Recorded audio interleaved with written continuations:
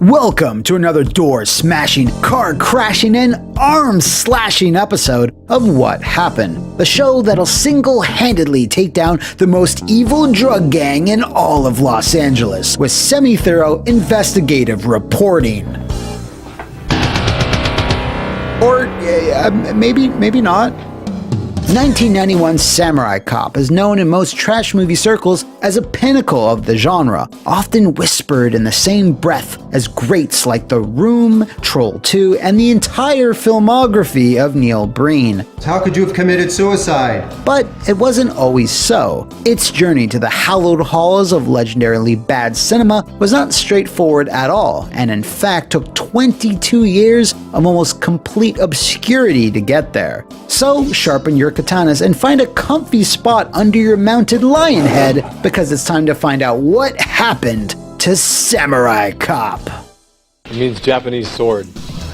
This celluloid tour de force was written, directed, co-produced, and even co-edited by Amir Shervan, who was born in Iran in 1929. He grew up fascinated by the silver screen, which eventually led him to pursue a career in the arts. He would travel to California to study theater and film at Pasadena City College, before returning to Iran, where he got busy consistently and thoroughly. So he's proactive, huh? Initially, he performed in plays and small parts for movies before transitioning fully into behind-the-camera roles, usually multiple per film, on almost 30 productions throughout the 60s and 70s. Tragically, his career would come to a screeching halt in 1979 during the Iranian Revolution, where anti-American sentiment had taken hold of the country.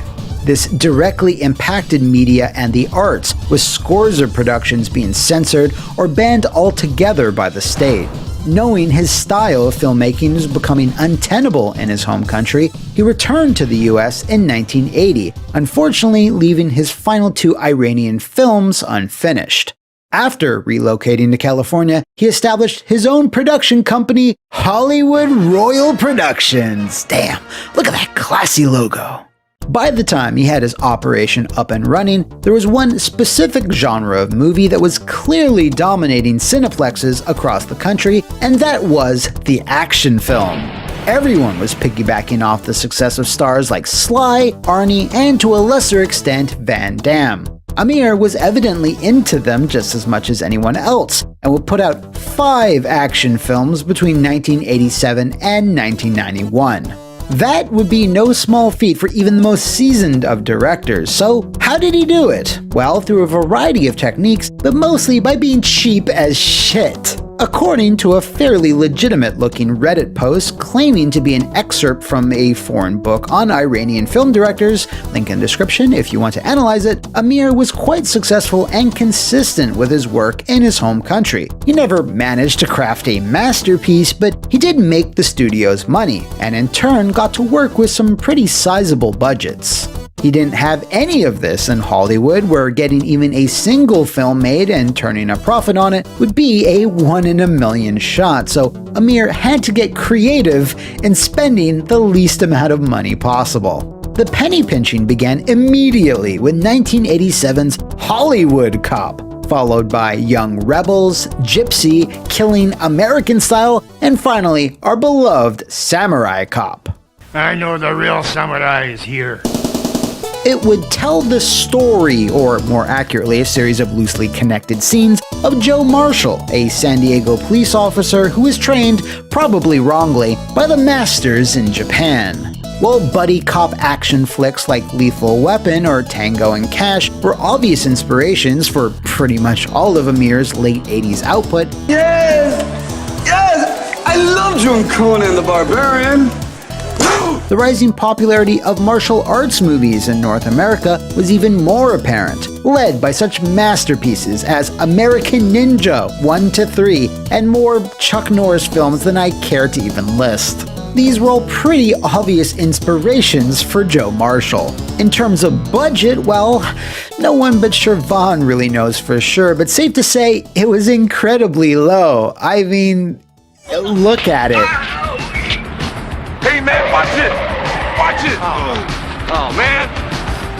His plan was to start filming in June of 1990, but there was one tiny problem. He was still missing his star. A lot of the following information comes from the fascinating sit-down interview between the samurai cop himself, Matt Hannon, and the weirdos down at Red Letter Media, so big ups to them for uncovering the secrets of the Bushido. Hannon, a former bodyguard of Sylvester Stallone, had gotten shredded as shit in order to increase his chances of nabbing a part in anything he could, which, as it turns out, he was quite unsuccessful in doing. A friend told him to look up Amir on the off chance he might have a part needing to be filled, and Hannon, desperate for footage to add to his small reel, walked into the offices of Hollywood Royal Productions with low expectations. Call it fate, destiny, whatever you want, but Amir immediately took one look at Hannon and offered him the role of Joe Marshall on the spot, without the actor ever even auditioning. Hannon was blindsided, but accepted, despite not even knowing what movie he just landed the starring role for. Amir then told him they were going to be shooting the very next week and handed him a script. Once Hannon started reading, he had what can charitably be described as reservations. English was not Amir's first language, so the script came off as more than a little stilted and a whole lot of bizarre. What's going on, Steve? Not much, sir. There's a nurse in there giving him an injection. He's burned pretty bad. Hannon then inquired if he could tweak his own dialogue, which Amir enthusiastically agreed to. When shooting began the very next week, Hannon wanted to discuss the rewrites for his character, but Amir had evidently changed his mind. No changes would be made. Read the lines as written, and I have no idea what you're talking about. In the interview with Red Letter, Hannon only recalled 2 instances of lines getting ad-libbed on the spot. His own anecdote about killing a chicken for a candlelit lunch, and this milestone moment right here. Why did you come under? I'm an undercover cop.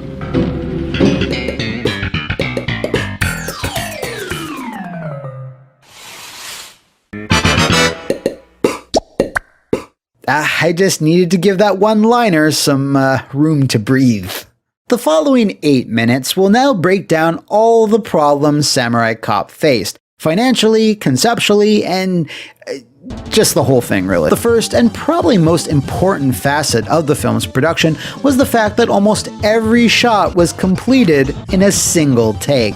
As long as nothing disastrous happened, Amir was fine with the first go and would then quickly move on. This is part of the reason why the film is littered with continuity errors, flubbed lines, and even blooper-level instances of wigs falling off the actors, which we'll get to in a bit.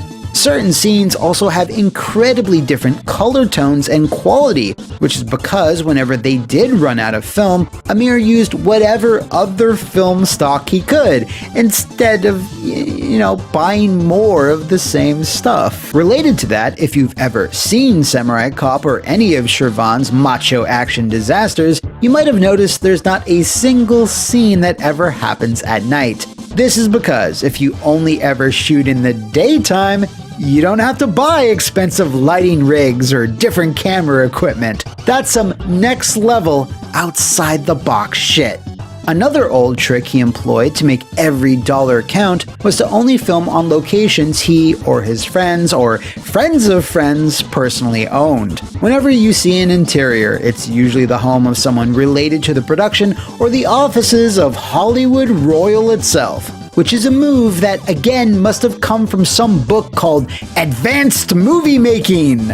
Look, down here, here's James Cameron and Steven Spielberg stuck there at level 1, and here is Shervan. Of course, this meant several locations didn't really make any sense given the context of the scene, like, why is Joe in an editing room? It doesn't matter, it's a location we own, so action! Moving on, instead of hiring someone to be the head of the costume department, they simply didn't by not having a costume department at all. All the actors wore their own clothes. A similar practice was also instituted when it came to vehicles. Almost every car you see, including this blue van that's speculated to be Amir's Hollywood Royal Productions van, was owned by someone on the staff. Fight scenes are typically some of the longest, most arduous parts of the filming process. Coordinating the actors and making the whole thing look like a seamless action set piece while keeping everyone safe takes a lot of time and effort, which meant the opposite approach was used in filming Samurai Cop. Gerald Okumura, a martial arts staple in the 80s and 90s, was able to choreograph some of the film's fights, but when he wasn't on set, it was all up to the actors to choreograph their own scenes. According to Hannon, Amir would let them take up to 20 minutes to rehearse a fight scene right before shooting it, which explains, how bad they all were. The climactic katana battle between Samurai Cop and Maniac Cop was even filmed with the actors doing slow, deliberate movements and then sped up in the edit. Thankfully, you can hardly tell. But the ultimate example of Shervan's fast and loose filming style was the fact he did not have a proper shooting schedule set in place. Let me explain. A schedule lets everyone on the production know which scene needs to be shot on what day and where. Simple, right? Instead of that, Shervan would just tell the actors to show up at a new location the night before, so they really had no idea what was in store for them. So when Matt Hannon and Frank's actor, Mark Fraser, showed up one day at a dusty patch of nothing, Shervan told them they'd both be responsible for putting out the flames on a stunt actor with no fire marshal or safety experts on set. Now, going by the book to organize such a stunt normally costs money and time, so of course that wasn't a thing that was gonna happen. Neither of the two actors had any training for something like this, but thankfully there were no injuries. Just a stuntman captured on film forever, looking around frantically, hoping he would not die making a movie called Samurai Cop. Shervan's plan was to complete the initial shoot within 3 weeks, and you'd think, with all the time-saving measures, that'd be a piece of cake. But wouldn't you know, it wasn't. Filming languished for almost 3 months, which was due to Shervan regularly needing to halt production to find more money and or develop what was already filmed to get an idea of what he needed to shoot next. So after a bumbling, sweaty, and awkward summer, Samurai Cop wrapped at the end of August, and it's here where Shervan would finally finish the film. Or would he? It was now January of '91, and Shervan realized that Samurai Cop was still missing a lot of connective tissue, like close-ups, establishing shots, and several small scenes. Now, that's pretty common on a lot of pictures, both big and small. However, Shervan also realized that a massive amount of previously shot footage was unusable. Matt Hannon didn't seem to know why that was, so your guess is as good as mine. Shervan then contacted Hannon and asked him to swing by his office, where Matt assumed he'd be able to receive a final cut of the movie, which, while he dreaded the idea of actually watching, really needed that footage for his reel. Unlike their first meeting, though, when Matt walked through the door, Amir was not pleased. The actor had cut his hair short between December and January on a recommendation from his agent, which then caused Amir to exclaim, "You fucked up my film, where's your hair?" I go, "What are you talking about? We're done." "No, I have more to do." Hannon fired back and said that he had been assured by Amir himself that filming was complete, but the director was having none of it. He grabbed his now short-haired Samurai Cop and personally drove him around Los Angeles to find a replacement wig, but could only procure what was clearly a mismatched feathery number. Hannon was worried about how it would look, no shit, but Amir told him it would only be used in long shots and at flattering angles, which was almost immediately revealed to not be the case. When Hannon showed up later that week, wig in hand, Amir explained that they would actually need to reshoot half the film. Really? Really? And not only that, the new scenes would be interspersed throughout the running time, mixed in with what was deemed usable from the previous material, so that's why the wig just comes and goes as it pleases.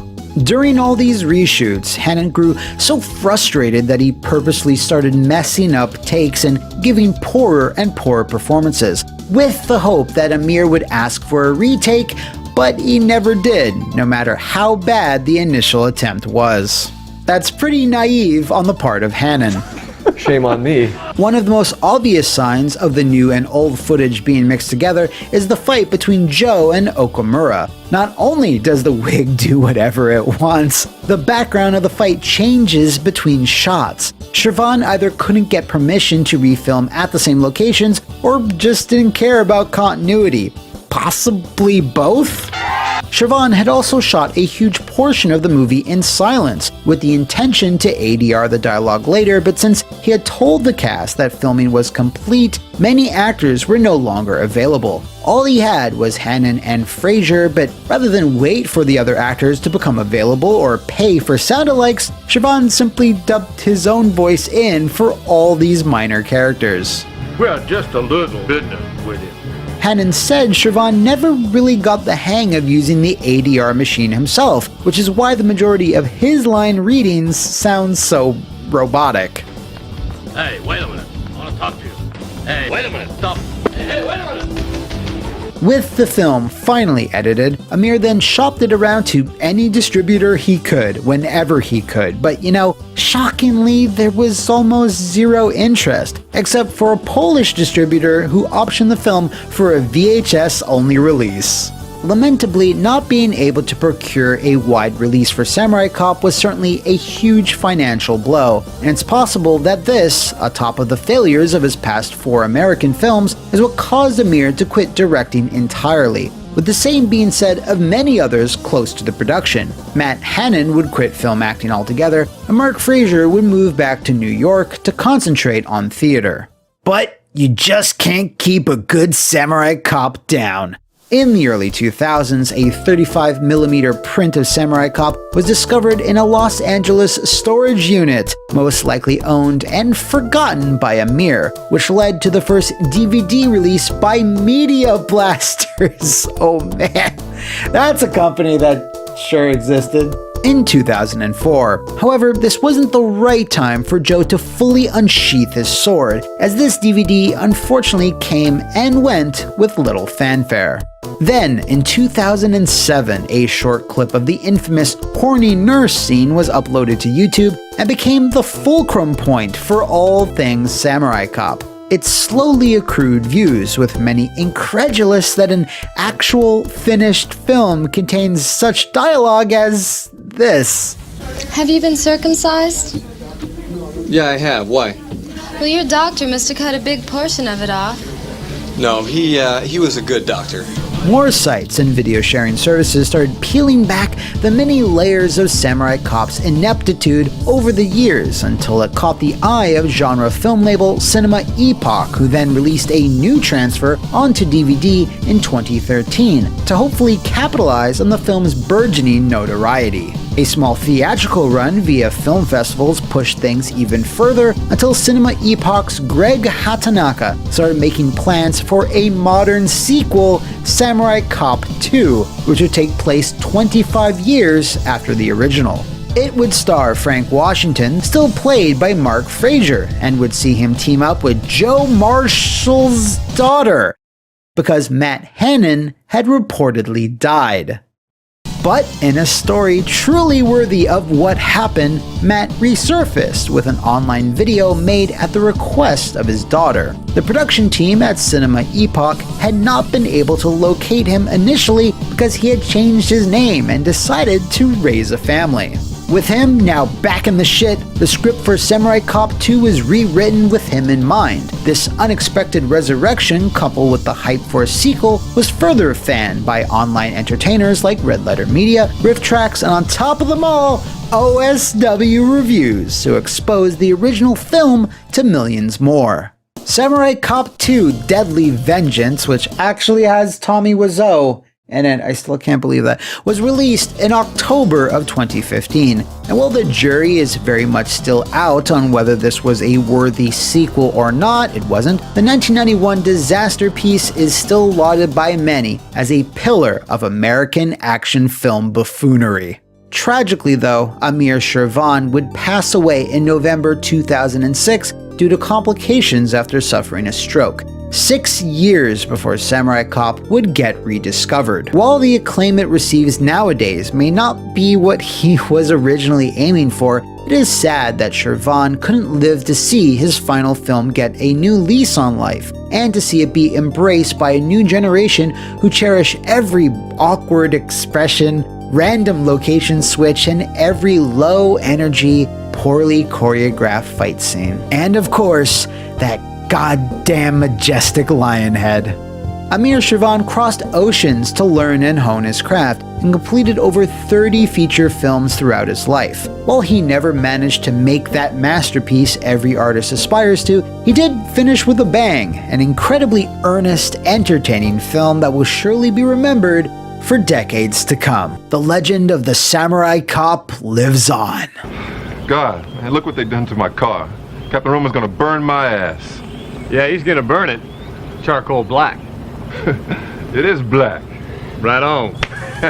If you know of any other movies or video games with a story behind their creation, let me know in the comments, over on my Twitter, or slash into the Flophouse VIP Patreon and become a big boss and nominate what's coming up. Until then, keep it warm and ready, and thanks for watching.